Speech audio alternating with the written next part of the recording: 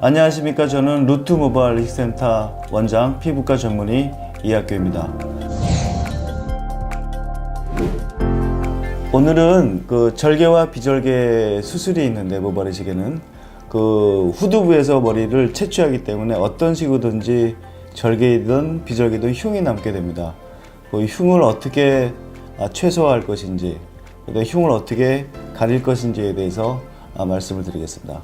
일단 절개법에 있어가지고 흉을 어떻게 최소화하는지에 대해서 설명을 드리겠습니다. 그림을 보면서 설명드릴게요. 이제 과거에 우리가 후두부가 이렇게 있으면, 머리가 이렇게 있으면 이게 귀가 되겠고, 뒤에서 이렇게 절개를 하죠. 이렇게 절개를 해가지고 꿰매게 됩니다.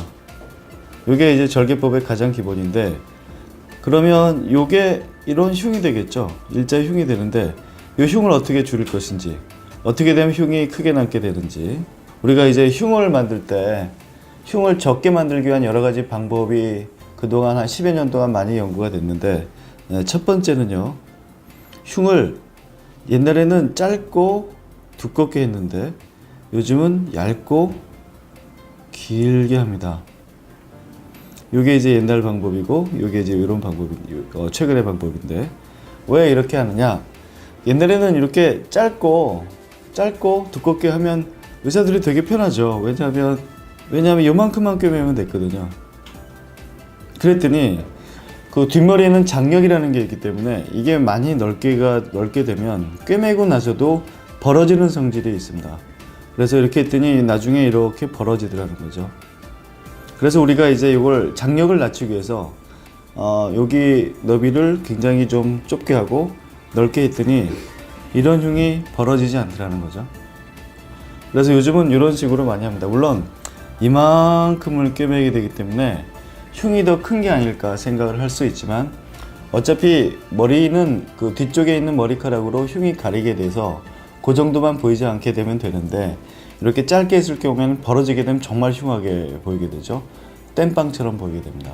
그래서 요즘은 꿰매기가 좀 시간이 많이 걸려도 이렇게 길게, 얇고 길게 한다면 흉이 잘 벌어지지 않기 때문에 흉을 최소화할 수가 있습니다.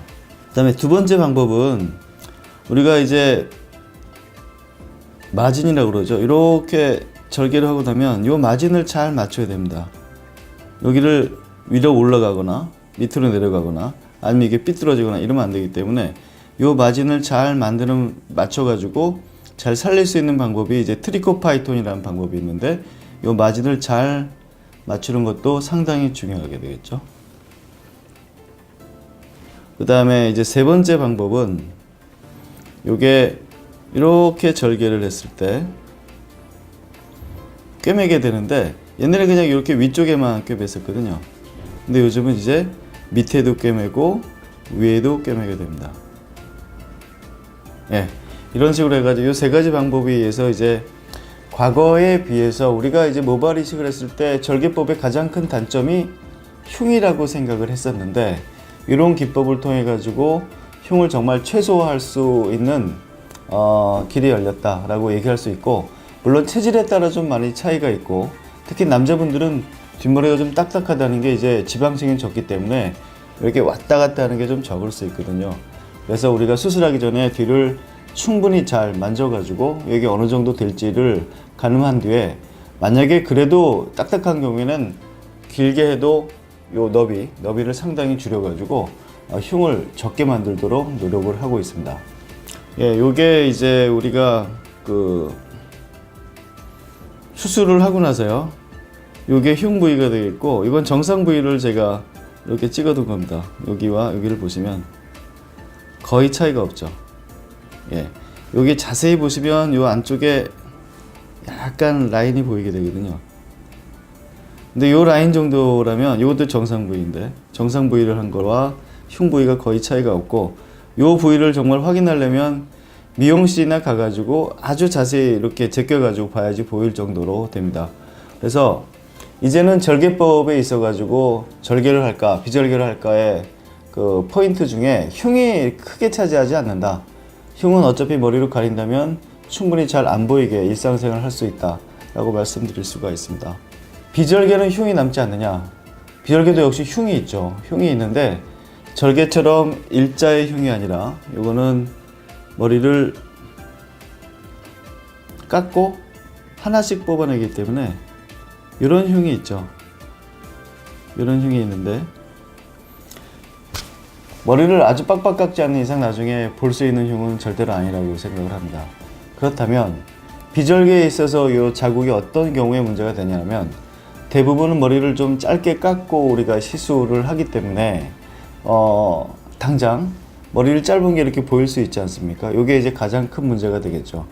절개법은 나중에 남는 흉이 문제가 된다면 비절개는 수술 당시에 머리를 좀 짧게 자르기 때문에 그게 그대로 노출되는 게 좀 환자분한테 부담이 될 수 있기 때문에 요즘은 그 세 가지로 이렇게 우리가 할 수 있는데 어떤 경우에는 그냥 노출시키고 다니는 경우도 꽤 있습니다.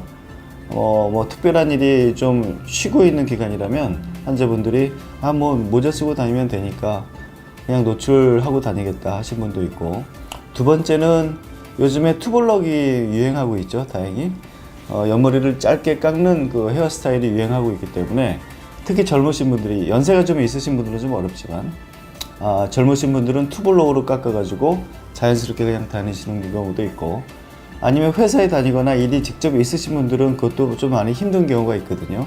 그런 경우에는 붙임머리라고 그래가지고 뒷머리를 붙임머리에서 잘 가리면 되겠습니다.